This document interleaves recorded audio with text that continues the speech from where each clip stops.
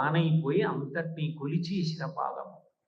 అలా కొలిచేస్తే ఆయన పెరిగిపోయాడు. ఆయన పాదము అలా పెరిగిపోయింది. ఆయన పెరగకుండా పాదం ఒకటే పెరిగిందనుకోండి అసహ్యంగా ఉంటుంది.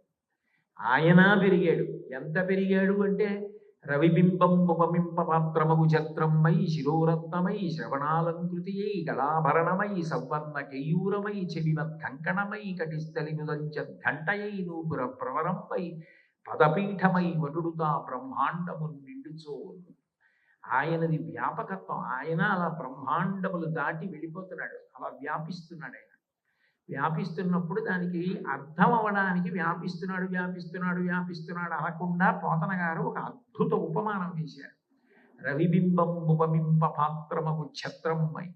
మొట్టమొదట సూర్యబింబం ఆయనకి తల మీద గొడుగులా ఉంది. ఆ తర్వాత ఆయన అలా పెరిగిపోతుంటే రవిబింబం ఉపమింప పాత్ర